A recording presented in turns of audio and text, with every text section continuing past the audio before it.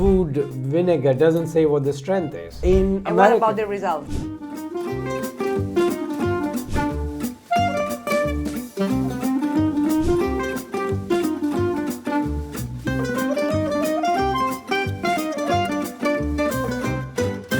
Welcome to a new episode of Endoscopy Essential. Today I'm with Professor Pradeep Bhandari from Portsmouth. It's a great pleasure to be here with him. And we'll try to cover different things, mainly on Barrett's, because Pradeep, you were one of the first to describe, at least in English publication, the acetic spray for detection of Barrett neoplasia. How did the thing started? That's very good. Thank you. It's a real pleasure to be here talking about history. This was such a long time ago. So back in 2004, I went to Japan because I wanted to learn ESD. And I found that a Japanese endoscopist would resect a gastric ESD specimen. They would take it out, they would put some vinegar on it, and they would look it live straight away under stereo microscope and say, oh, this is R0.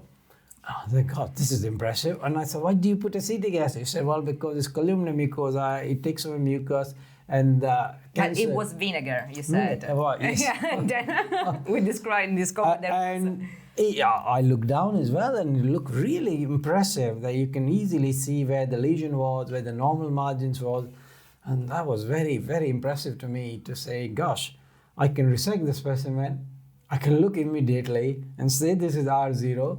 That's very impressive.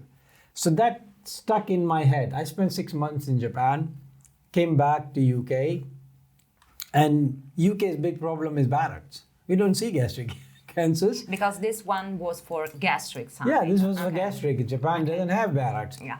So I thought, well, if it worked for gastric, which is columnar mucosa, Barrett's is columnar mucosa, why don't I try acetic acid in Barrett's? So the first challenge was, where do I get it from? We can buy vinegar from the shops, but that was very risky. I didn't know what the strength was because the food vinegar doesn't say what the strength is. And Japanese were very particular. We used 3%. And I'm looking around, can't find. Finally, I went to gynecology department. They do colposcopy where they use iodine, Lugol's iodine, and acetic acid. Oh, very clever. So I begged to my gynecologist that please give me one bottle. Oh, what are you going to do? No, you cannot put it in the stomach. This is not right. I said, I'm not going to put it in the stomach. Please give me the bottle. Okay. And it was 2%. What's the concentration? So it was 5%. 5%. So now how do we do 3% out of 5%? It's a very complex maths calculation. So I said, well, it doesn't matter. I'll just do 50-50 dilution. So we went to 2.5% and we started using. And it was just opened eyes for everybody. We could not believe what we were seeing. Suddenly, the entire Barrett's goes white, and then slowly a red area appears within few seconds, and that's where the cancer is or the dysplasia is. And we kept on. To be honest, I started straight away with 5%, and that was too much. And then we diluted because the easiest thing is 2.5%. It was working so well that we stuck with it. So we remained with 2.5%, where the rest of the world was publishing on. Later on, I found out at that time there was nobody publishing anything on 1.25. Somebody saying 2%, 3%. Oh, it doesn't matter. So for us, it worked really well. So we started collecting the data, and it took us about 4 years to get about 200 plus patients. And another interesting experience. So what we did was we submitted our work to DDW and got accepted as oral presentation.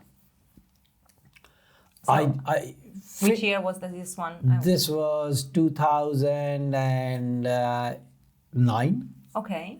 8, 9, because in 2010 we published the full paper. So just before that, in 2009. So I did not even finish my presentation, and I could see the then president of ASG, I would not name names, he was standing right in front of me on the microphone. So I knew that, I thought he's very excited. So he's standing there to congratulate me. So as soon as I stopped, he started straight away. He said, I do not believe this. You have 97% sensitivity. I've worked with the god of Barrett's, Professor Bergman, says it is impossible to find so many. You cannot, I do not believe this data. And we've never heard of acetic acid. I do not believe that it can be so sensitive. How do you answer a question like that? Exactly. How do I convince you? Yeah. It's reality. I say, well, Professor Bergman is God. I'm not God. I'm a simple worker. I did this work. I brought it to you. Please ask me, question me on that. Don't question, I don't believe. I can't change your beliefs. You can believe, you cannot believe. That's not, I can't change that. You know, sometimes the answer in simple things. Yeah, exactly. And I think that's what it was. That they were playing, everyone in the world was playing with NBI. Yeah. And at that time, there was another technology called AFI. And people were very excited and they were doing lots of trials and it wasn't working. And what's your vision right now? That we are making maybe things too complicated? Yes, I agree. I honestly believe right now where we are, white light endoscopy itself has become so good. The majority of the lesions, if you pay attention and you have a clean esophagus, you can see it on white light. So you already said 2 main points, clean esophagus Yes. and look for lesions. So in life, you can't find things that you're not looking for. Absolutely. It's all about endoscopists having the right mindset that I don't have to go in and just take random biopsies. I'm going in, I'm going to evaluate this esophagus. If anything doesn't look right, I'm going to pay attention to that area. And then you can use technology. You can then switch on your NBI, you can then switch on, put acetic acid, you can switch on all kinds of things. So I personally feel this is the way forward, is please do a very good evaluation and then use a technology or technique. But going back to our acetic acid story, even we doubted ourselves after the president of ASG questioned our results. But so we submitted to clinical gastrohap, and surprisingly, same time as we published in 2010 our result, Christian L. from Wiesbaden, which is a big Barrett's powerhouse, they also published same time, same month in And America. what about the results? Yeah, very similar results. Okay. Very similar results. And I really wanted to go back to the president And say, to wow. say, what you're going to say now is another God has found it. Just because I'm not God, you question me, but what about him? He's found exactly similar. We reported a sensitivity around 96.7. They reported a sensitivity around 95. Very similar result. So that was an external validation of what we were thinking, what we were doing. I didn't know that group. They did not know me. I was Mr. Nobody.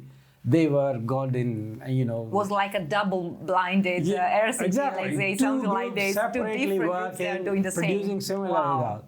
And I think from there on, acetic acid really took off because it's such a simple technique, Yeah. available everywhere, Inexpensive. very inexpensive, so cheap. And truly speaking, even now there's a big role for it if you don't have the latest kit.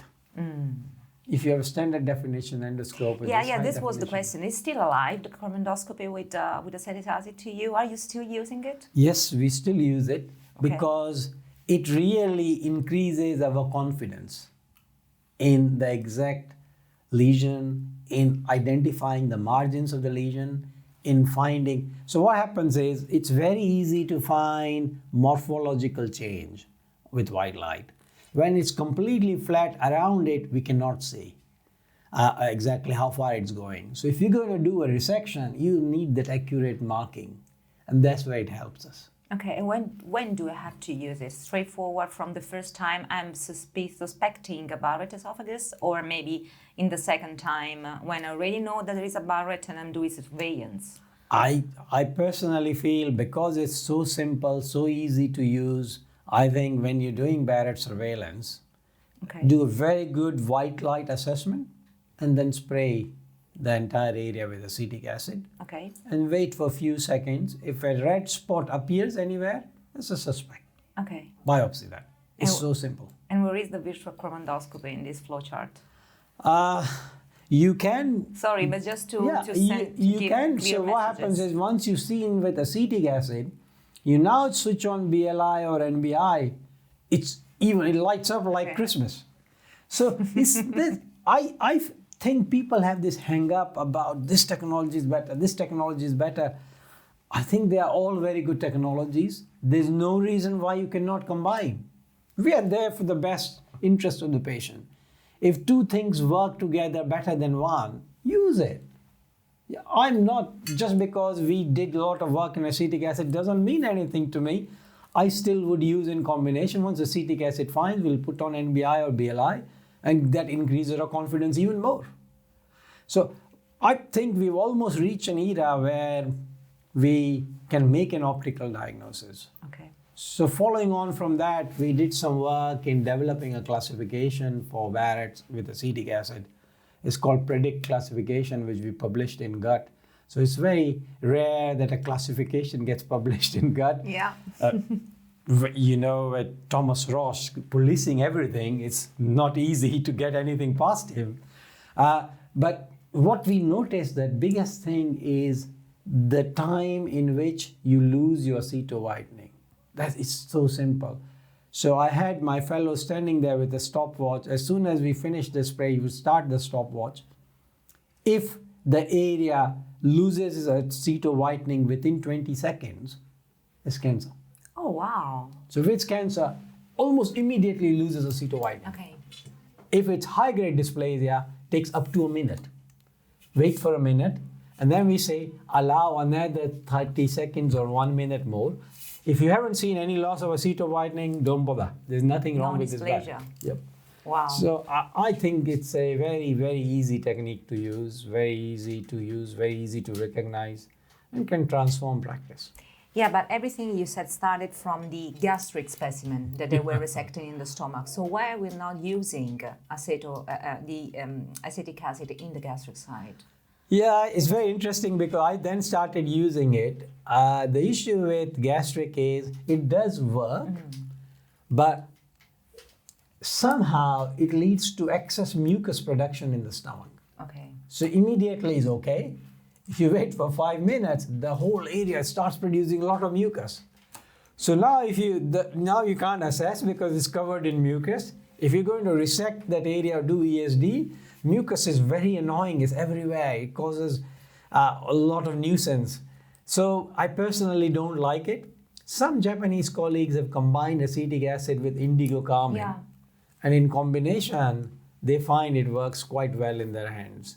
But I think indigo carmine on its own works quite well in stomach. And NBI, BLI works very well in stomach. Yeah. So I personally don't feel the need for acetic acid in stomach. Yeah, also in the esophageal side, you can use just spraying for the detection. In the gastric side, you must find the lesion and then maybe you use it. You can't spray the entire stomach. Exactly, for more catheterization. So it's a different organ. Yeah, exactly. But coming back to the Barrett, because I know that is one of your main field of interest, where are we going? Because you're doing a lot of research also for the artificial intelligence in Barrett, no? That's a very good point, because I honestly believe that in this day and era, we should not be doing random protocol guided biopsies every 2 centimeter random biopsy. We are doing too much. Too much. It's nonsense. Should not be happening. Where we are right now, I think we have enough technologies available to us to do targeted biopsies. Now, whether you targeted biopsy with acetic acid, with NBI, with BLI, all these technologies in expert hands work. But that is the challenge, that they only work in expert hands in academic centers. So we started thinking how we generalize this. Let's take it outside of expert centers, and that's where AI comes in. So about 4 years ago, we started, because we've been collecting all these Barrett's videos over the years, everybody used to say, you are crazy. Why are you collecting? Why are you collecting all this? What are you going to do with it? Well, I used to teach myself. I used to learn. I used to watch. I used to get better and better. And then it became a passion of mine just to collect interesting lesions. And then the AI era came, and we had a company from Japan. NEC is a very big AI company, but not in medicine, in other AI world. And it was a very good partnership. They didn't understand anything, but they were very good in AI. I said, you don't need to understand. I'll do this, you do that. And it worked really well. So it took us only about 18 months from start discussion to finishing and developing a product, which worked really well. Very good sensitivity, around 96, 97%. Actually, we are sitting here in Barcelona ESG Days. Our abstract is just being presented today about it. And we then took it to get it CE marked so that it can become available to the masses. And it is now CE marked and available. I think it's very good. It's very sensitive. It detects neoplasia. The sensitivity rate is very high. The specificity is still not so good because as Barrett's contracts, some fold appears, top of gastric fold, some bubble, all these things will produce a false positive. Okay, so still the human brain has to Exactly. work together with the machine. Just common sense that, oh, this looks like a bubble. This is just a fold. Well, it's AI is saying, let's go examine closely, and this disappears. So although I call it false positive, truly speaking, it is just attracting your attention to that area, and then it's asking the human to make a decision what you want to do with it. Okay, but then in the decision part, then it's difficult to understand what to do with the lesion we are discovering because still we are debating, no, and what's the best treatment for. Is the AI also involved in this field? Well, I think, to be honest, the treatment only is required for a very small proportion of patients. Well, about maximum 5% of all Barrett's will develop neoplasia. 95% of the Barrett's will not develop neoplasia. So if I was going to produce a device and commercialize it, the market is in detection. And you have to be realistic. We are not. We can do clever research. If that research doesn't get translated into product, what is the point of that? Yeah, I get a good publication, but then nothing changes. And that's what you need to think about. If you're going to start developing AI for resection and treatment, the market size is so small. Company makes a massive investment, they don't get return, they close the shop and they go. Yeah. So I think we need to be very savvy about it, not enthusiastic. AI has a huge potential.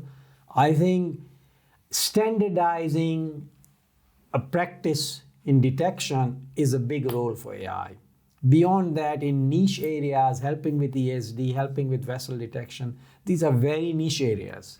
Yes, it has the potential, it can do it, but I've been in this journey for 5-6 years, have developed 5 CE mark products. I understand from idea to research to CE marking to commercializing to marketing. Ultimately, what matters is who's going to buy it, are you going to pay for it, and how much return is there. If there is no return, that product will disappear. So it means that in one hand, it would be wonderful to have a machine say this is just low-grade dysplasia, high-grade, or even superficial cancer. Yeah. But in the end of the journey, maybe it won't be possible because of this also economical reason and the business that's behind. There's a very small area. Very small area. I think we just have to resect those. And maybe in the future when robots come in, and then robots can become, if they're very cheap, then they will have built-in AI, which will help the robot to say, there's a vessel here. This is your vision, This is my dream. Okay. Again, this is the dreamland. Okay. This is not... Without thinking about the economic part, business or whatever. If I put my sensible hat on, honestly speaking, a robot doing ESD doesn't make money for the company. You're completely right. They will not survive. Yeah. Robots in surgery survive and doing great business because surgical procedures are very expensive. They pay a lot of money.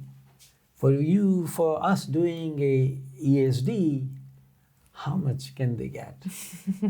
The volume is small, return is also small, so sustainability of that product is in question. And that's why so many enthusiasts started developing so many robotic endoscopes. But do you see any robot being used in resection? Yeah, you're right. Sustainability is a great matter, and we should take care of it. Thank you, Pradeep, really, for your insight in Barrett's and simple things that can make the difference in our practical life. I agree. I think try to be observant and don't go for fleshy technology. Simple things, it works, just work with it and it works.